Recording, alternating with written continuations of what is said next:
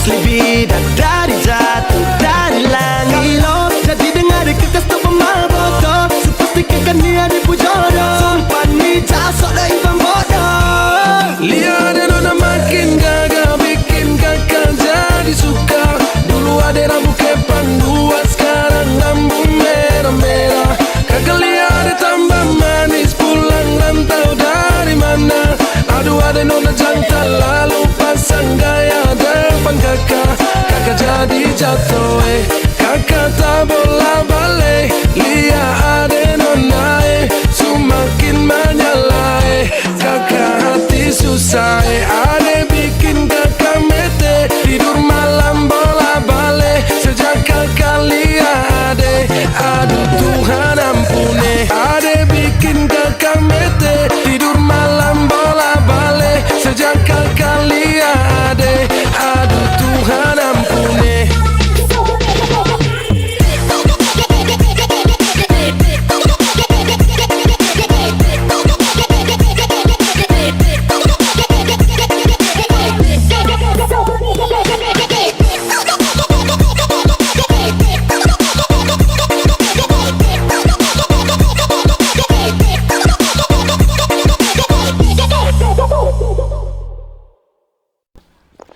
Assalamualaikum sahabat santri semua.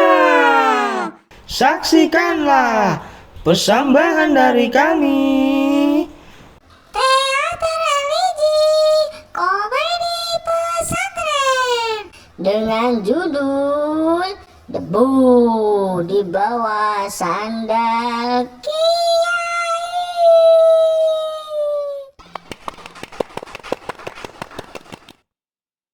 Suatu hari di halaman pesantren menjelang subuh, tampak diselimuti kabut tipis yang menari di antara pohon kelapa dan genteng asrama yang basah oleh embun. Suara ayam jantan bersaut-sautan dari kejauhan, seolah saling berlomba membangunkan para santri yang masih terbungkus sarung di dalam kamar. Angin pagi berhembus lembut, membawa aroma sabun colek dari tempat wudhu yang bercampur dengan bau tanah lembab dan sisa asap kayu dapur yang baru padam.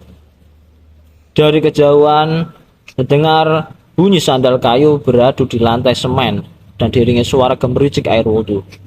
Lampu-lampu kuning remang di serambi musola berkelip-kelan, menciptakan suasana hening dan khusyuk, seolah pesantren sedang menarik napas panjang, bersiap menyambut fajar dan lantunan azan pertama yang akan memecah kesunyian. Sahal duduk di samping kolam kecil, mencuci sandal kiai dengan telaten. Ember kecil di sebelahnya penuh busa sabun. Bambang menyapu halaman sambil setengah ngantuk, matanya tinggal separuh.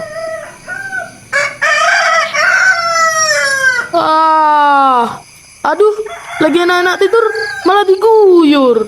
Gimana gak diguyur, Bam? Kamu tidur aja udah kayak orang mati suri. Hari datang dari arah musola dengan peci kebalik di kepala. Muka sok ustad tapi ngantuk parah. Assalamualaikum wahai pejuang subuh. Ingat, kebersihan sebagian dari iman, tapi ngantuk sebagian dari ujian. Nah, yang ujian terus tapi gak lulus itu antum, Kang. Hehehe, jangan lancang. Aku ini hampir jadi asisten kiai tahu. Hampir jadi kok bangga. Saya juga hampir hafal juz amma, tapi baru hafal amma yatasaalun. Sahal melanjutkan mencuci sandal dengan hati-hati. Ia bahkan sikat bagian bawahnya pelan, seolah sedang memoles emas. Hei Sahel, itu sandal kiai kamu mandiin terus. Padahal kamu sendiri jarang mandi loh. Jangan salah, Kang. Tubuh sadar kiai mungkin hafal surah Yasin. Soalnya selalu dipakai kiai untuk pergi ngaji. Kadang yang nempel di sandal kiai itu lebih barokah daripada ucapan yang keluar dari mulut orang yang sok gagah. Nyindir nih. Kalau nyindir bikin sadar, semoga itu pahala, bukan masalah. Cahaya menyorot sandal kiai yang kini bersih dan mengkilap di bawah sinar mentari pagi. Sahal menatapnya dengan penuh hormat. Kadang orang sibuk memoles dirinya supaya tampak suci, tapi lupa yang membuat suci itu bukanlah kilau, melainkan niat yang tak terlihat. Dan di bawah sandal seorang kiai ada jejak pengabdian yang tak terlepas mata, tapi terasa oleh hati mereka yang benar-benar setia.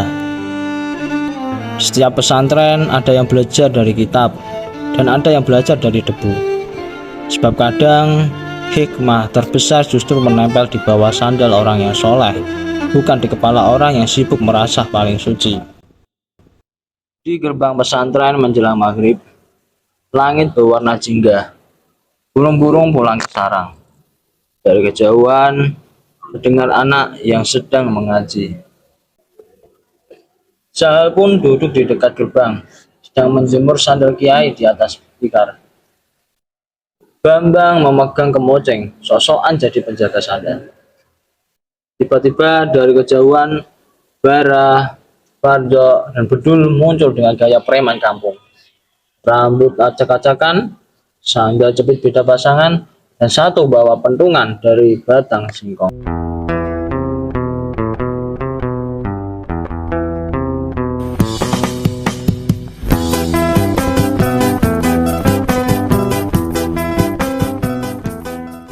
Woi, mana si santri sandal itu? Katanya sandal kiai bisa bikin orang kaya. Halaman pesantren kan pasar roak, Kang. Ini serius, mereka bersenjata. Tenang Bam, kadang yang datang marah bukan karena berani, tapi karena haus. Haus apa, Kang? Haus ilmu. Haus perhatian. Dengan gagahnya, Bara makin mendekat dengan langkah sok-sokan gagah, tapi agak pincang karena sandal jepitnya terputus. Dengar ya santri, aku Bara, raja jalanan kampung sini. Kalau bener sandal kiai bisa bawa rezeki, kasih ke aku. Aku udah capek miskin terus, tiap bulan bayar cicilan. Bener tuh, aku juga mau nyuci sandal kiai biar langsung dapat motor baru. Motor? Aku kira Barokah tuh celupul yang ada di Liga Champion. Astagfirullahaladzim, itu mah Barkah, bukan Barokah. Barokah itu gak datang buat dia yang menuntut, tapi buat yang tunduk. Tunduk? Aku tunduk cuma pas lagi jatuh. Oh gitu, berarti kamu harus sering-sering jatuh Bara. Beraninya kau ngatain aku. Mau aku pelintir lidahmu. Bara pun maju satu langkah, tapi sandal jepitnya copot. Parjo dan Bedul buru-buru nolongin. Lulu, pelan-pelan bos, sandalnya udah jerit-jerit ingin lari. Ya, mungkin dia gak kuat jadi satuannya. Ampun, ampun, bos. Aku ini bocah ingusan yang sok-sokan jadi jagoan. Tiba-tiba suara Kiai terdengar dari dalam, tenang tapi tegas. Bara. Bara, jangan kotori tanganmu untuk orang yang sabar. Tangan yang menampar di dunia bisa lebih berat dari batu neraka di akhirat. Waduh, Jo, kalau beratnya kayak batu neraka, bisa patah tulang ini. Patah tulang enggak seberapa Tul. Kalau patah iman, repot kita.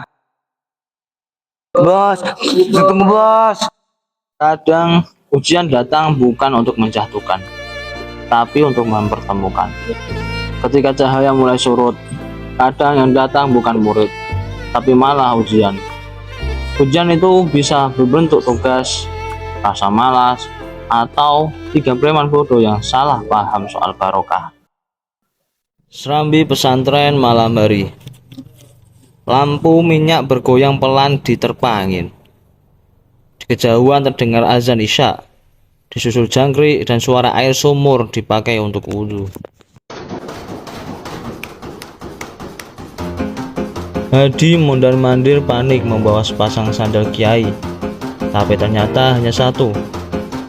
Bambang masuk dari arah dapur dengan topi dari baskom dan kaca pembesar dari saringan teh. Bam, gawat ini. Sandalnya Pak Kiai hilang satu. Ini bukan hilang biasa, ini hilang spiritual. Tenang, kasus seperti ini ahliku. Aku detektif sandal, ahli jejak debu dan aroma kaki. Sejak kapan kamu jadi detektif, Bam? Sejak sandal Ustadz Cimen hilang minggu lalu, dan aku nemuin di kamar mandi cewek. Tiba-tiba Neng Nisa yang sedang membawa Al-Quran dan Kang Sahal pun masuk dari arah yang berlawanan.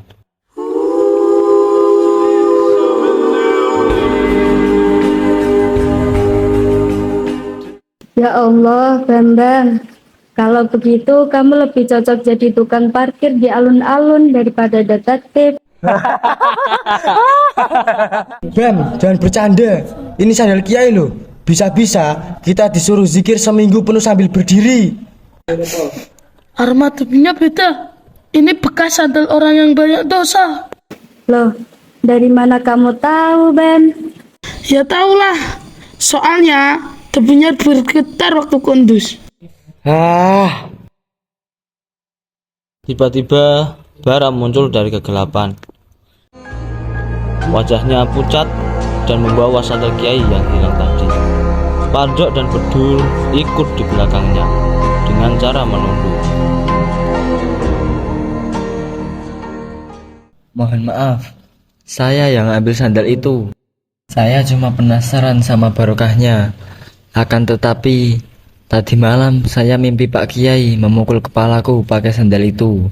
Detektif sandal berhasil tanpa penyelidikan. Tiba-tiba Kiai datang perlahan, disertai cahaya temaram.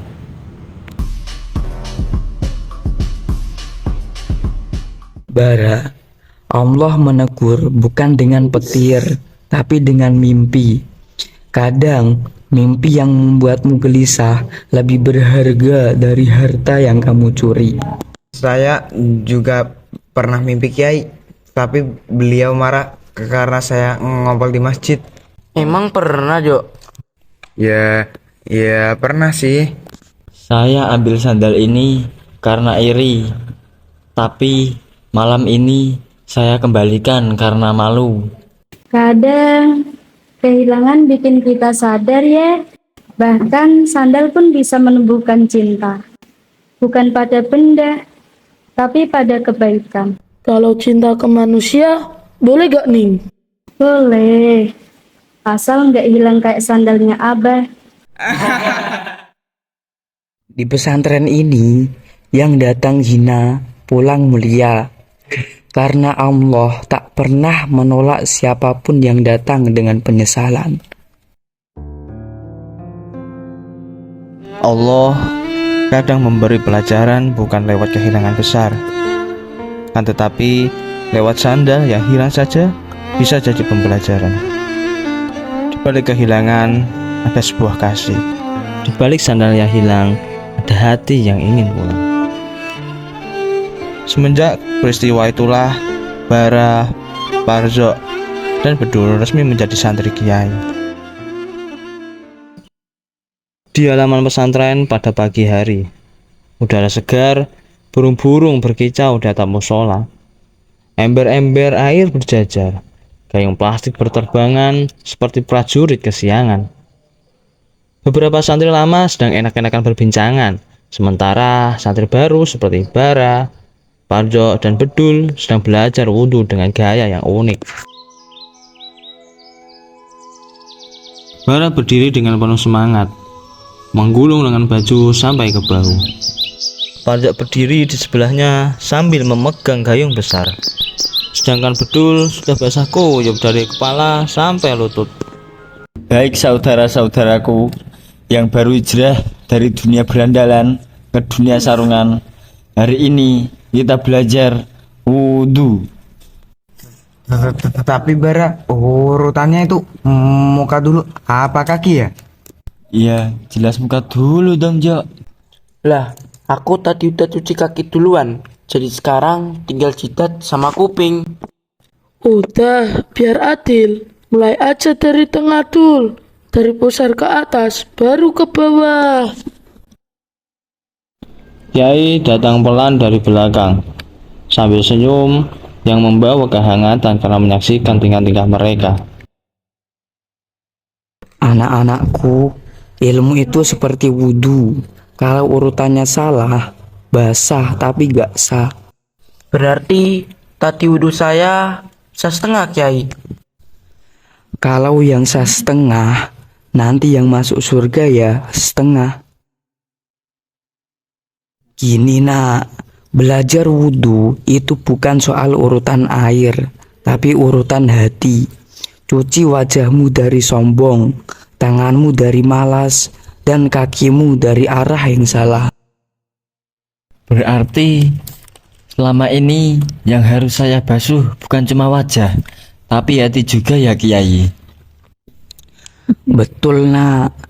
Di pesantren ini, air bukan hanya mensucikan kulit, tapi juga menyegarkan jiwa yang haus akan kebaikan.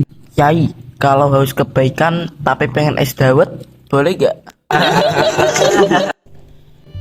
Setiap santri punya awal yang lucu.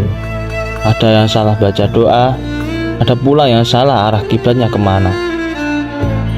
Tapi di pesantren, semua kesalahan adalah bagian dari sebuah pelajaran. Bahkan kalau itu cuma wudhu terbalik. Ilmu tanpa adab seperti wudhu tanpa niat. Di pesantren, yang salah tertawa, bukan malah dihina, tapi dibimbing. Karena di balik tawa santri ada hati yang terus belajar untuk ikhlas.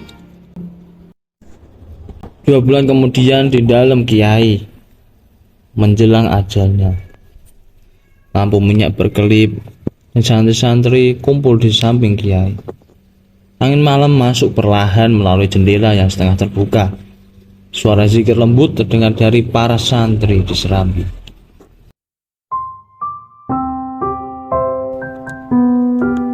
Sahel duduk di sisi kasur Kiai, menggenggam tangan sang guru. Air matanya menetes ke tangan tua yang mulai dingin.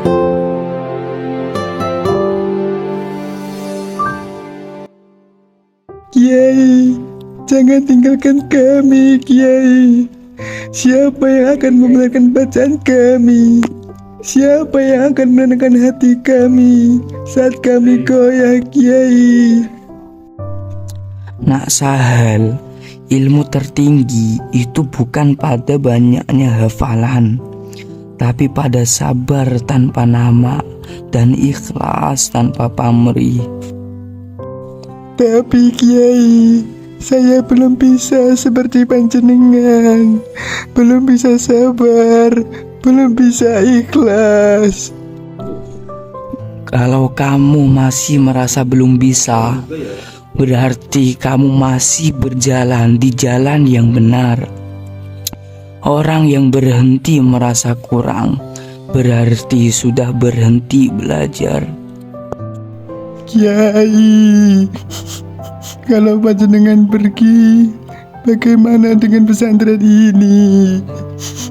Bagaimana kami yang masih belajar merangkak dalam ilmu dan adab? Jangan tangisi jasadku, nak. Air matamu takkan membangunkanku, tapi teruskan adabku, itu warisanku. Jaga pesantren ini bukan dengan marah, tapi dengan doa. Didik adik-adikmu bukan dengan suara, tapi dengan uswatun hasanah. Kiai, maafkan kami yang sering tertawa di waktu panjenengan bicara. Kiai, dulu saya datang ke sini dengan sombong. Sekarang saya hanya ingin tunduk di bawah doa panjenengan. Kalian bukan anak yang nakal. Kalian hanya sedang mencari jalan pulang. Dan pesantren ini adalah rumah yang tak pernah menutup pintunya. Kiai, jangan pergi, Kiai. Aku tak pergi, nak. Aku hanya pulang lebih dulu. Doakan aku seperti aku dulu mendoakan kalian. Kiai pun tersenyum memejamkan matanya. Tangannya digenggam oleh Sahal, terkulai perlahan. Hening musik berhenti. Suara tangis pecah serempak. Inna lillahi wa inna ilaihi rajiun. Kiai.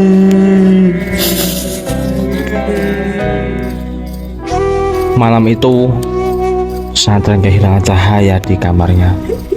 Tapi langit menambah satu bintang yang bersinar di atasnya. Karena guru sejati tak pernah mati. Ia hanya berpindah tempat dari dunia ke hati santri-santrinya. Setiap pesantren akan kehilangan jasad, tapi tidak kehilangan cahayanya. Karena guru sejati tak mati dalam tanah, melainkan hidup di setiap sujud murid-muridnya.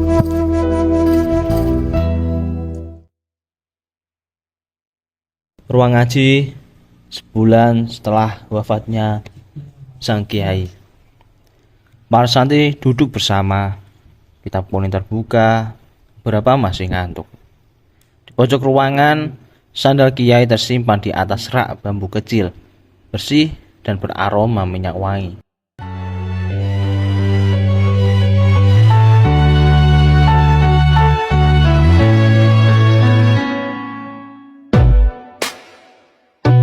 Sahal pun duduk di depan, bersarungan rapi, tapi keningnya berkeringat karena para santri ribut. Baik anak-anakku, maksudku teman-temanku. Hari ini kita lanjutkan pelajaran dari tafsir Jalalain, halaman 27. Bara, coba baca ayat pertama. Bismillahirrahmanirrahim. Man tazakka faqad aflaha. Artinya, barang siapa yang mensucikan diri, dialah yang beruntung. Tazakka itu apaan sih? Bukannya itu anaknya Kang Maimun yang suka ngupil ya? Kayaknya iya Dul.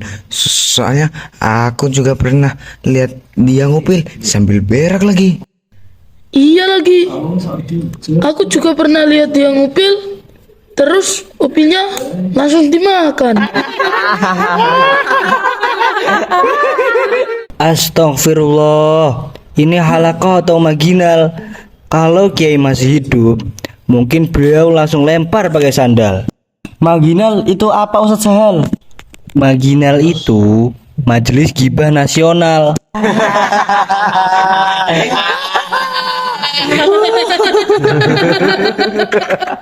Sahal pun berdiri, menatap sandal kiai di pojok ruangan. Kalian tahu, dari sandal itu aku belajar satu hal, bahwa debu saja bisa mengajarkan ketulusan. Berarti kalau sandal aku yang kotor, aku juga tulus dong. Kalau sandalmu kotor karena nggak pernah dicuci, itu bukan tulus, itu males. Hel, boleh tanya satu. Kalau diberi sandal Kiai bisa barokah, diberi di kasur asrama bisa juga gak? Soalnya banyak banget tuh tiap pagi. Bisa, kalau kamu bersihin pakai niat ibadah. Tapi kalau kamu biarin, nanti yang datang bukan malaikat, tapi asma.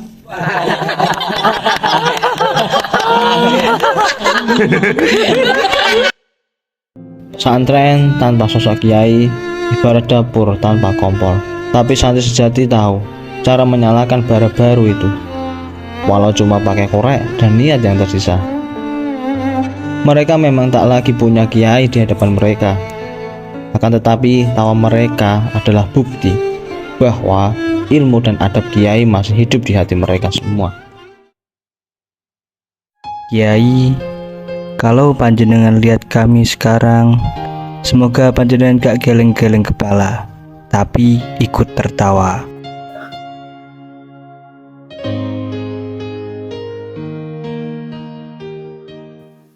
Di halaman pesantren sore hari, langit berwarna jingga kemasan, burung-burung berterbangan, lampu hias berkelap-kelip sederhana. Panggung dihiasi janur kuning, bunga melati, dan sandal kiai diletakkan di atas meja kecil bersampul kain putih sebagai simbol barokah dan restu.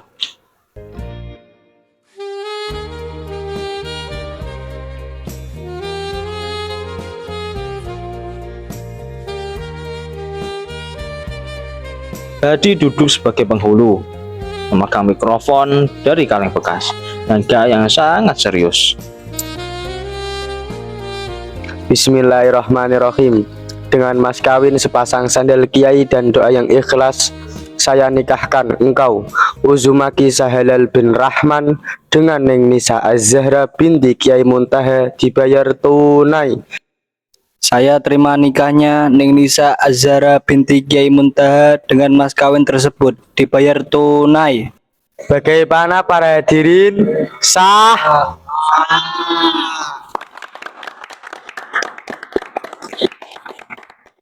Neng Nisa pun masuk dengan anggun, lalu Sahal pun menemuinya dan langsung menggenggam tangannya. Sandal abai itu bukan sekedar barang, itu saksi setiap doamu Kang Mas Sahel.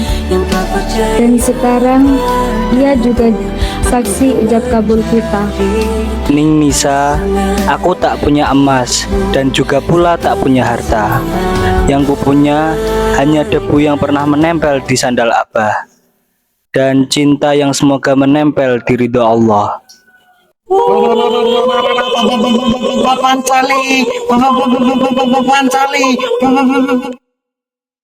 Suasana kembali tenang. Neng Nisa dan Sahal pun duduk di pelaminan yang sederhana. Kang Mas Sahel, dulu aku sering lihat kamu diam-diam nyuci sandal Abah tanpa keluh, tanpa pamrih.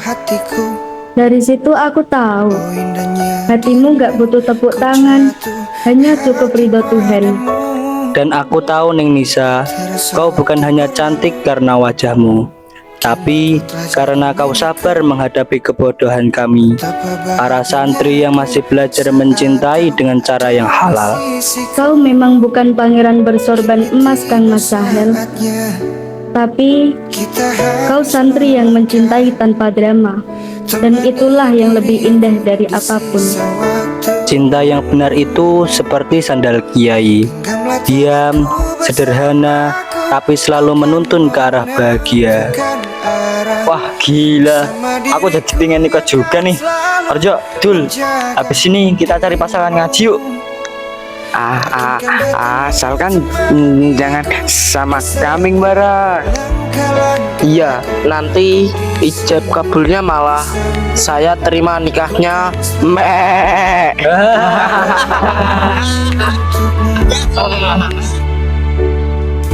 Kini tiba saatnya kita harus melangkah, temani diriku di sisa waktumu.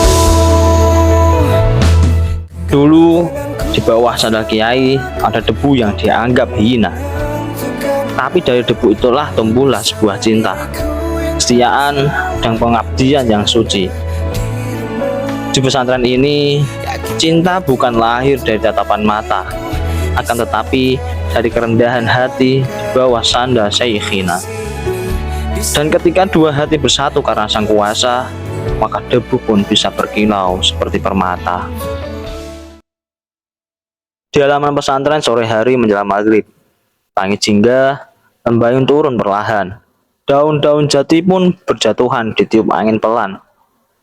Sandal Kiai diletakkan di atas meja kecil di tengah panggung, dilapisi kain putih beraroma minyak kasturi. Di sisi kiri, Neng Nisa duduk menunduk anggun di atas sajadah dengan mukena putih dan bertasbih. Sahal berdiri berjarak 3 langkah, wajahnya gugup tapi penuh keyakinan. Sahal pun menatap Neng Nisa dari kejauhan, tangan gemetaran dan senyum yang tulus. Lalu ia melangkah perlahan dan ikut duduk di sampingnya. Ning Nisa, dulu aku mencintaimu dalam diam, seperti aku mencintai ilmu yang tak perlu kuucap. Aku takut, bukan karena tak yakin pada rasa, tapi karena aku ingin cintaku sampai ke surga, bukan berhenti di pelaminan saja. Dan aku pun diam, Kang Mas Sahel, karena aku tahu cinta yang benar tak berlari. Ia menunggu waktu dan restu.